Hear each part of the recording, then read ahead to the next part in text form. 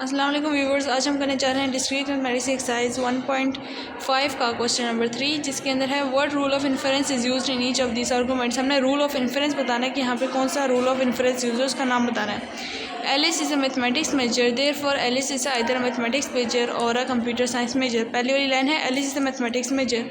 Late कर लेते हैं, पी हमें स्टेटमेंट दे रहा है Alice is a mathematics major, और क्यू हमें स्टेटमेंट दे रहा है Alice is a mathematics major. तो लिख लिया, आगे है हमारे पास Alice is a computer science major. ठीक है, तो पहली स्टेटमेंट क्या है, पी हमें आंसर दे रहा है पी और Q. Alice is either a mathematics major, either का वर्ड किस लिए यूज़ होता है, और के लिए, तो या तो फिर पी है फिर या तो फिर क्यू है।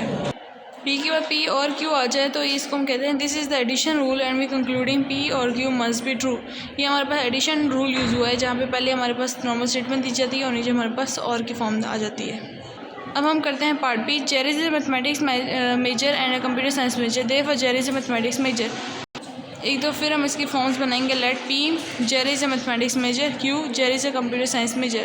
तो हमारे पास पहली स्टेटमेंट क्या है, Jerry is mathematics major and a computer science major. P and Q होगा और Jerry is mathematics major P. Therefore के बाद जो होता है कंक्लूजन होता है। तो ऐसा कौन सा फॉर्म है जिसके अंदर पी एंड क्यू दिया और नीचे पी आंसर है, ये कौन सा फॉर्म है हमारे पास, सिंप्लीफिकेशन रूल है। We are concluding that P and Q that P must be true. उसके बाद हमारे पास है part C. If it is raining then the pool will be closed, it is raining therefore the pool is closed. हम पहले इसको ना proposition से साइन कर लेते हैं, प्रोपोजिशन वेरिएबल्स। लेट पी हमारे पास लेट करता है it is rainy, then the pool will be close, the pool will be close, it is rainy. आगे कोई आर वाली स्टेटमेंट है नहीं, कोई वही उन्हीं की फॉर्म है। तो हमारे पास कह रहे हैं कि इफ़ इट इज़ रेनी यानी if P then Q, P implies Q. आगे हमारे पास क्या, इट इज़ रेनी, हमारे पास पी दिया हुआ है और देयरफॉर यानी कि नीचे आंसर क्या है हमारे पास,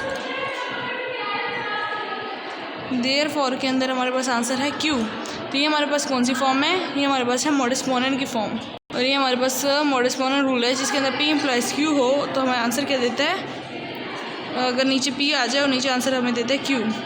उसके बाद आते हैं हम पार्ट डी की तरफ। If it is snows today the university will close, the university is not close today therefore it did not snow today.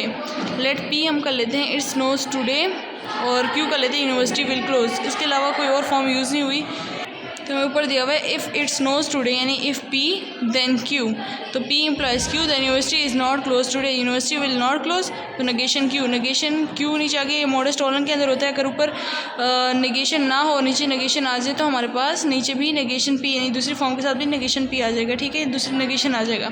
It is modus tollens rule, we are concluding P implies Q and negation Q that negation P must be true.